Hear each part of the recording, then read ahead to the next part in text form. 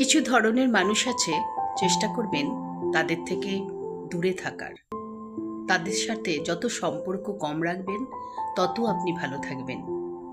যেমন স্বার্থপর মানুষ। স্বার্থপর মানুষদের জগতে কিন্তু আমি এবং আমার এর বাইরে আর কিছু নেই। ওদের পৃথিবীটা ওইটুকুতেই সীমাবদ্ধ।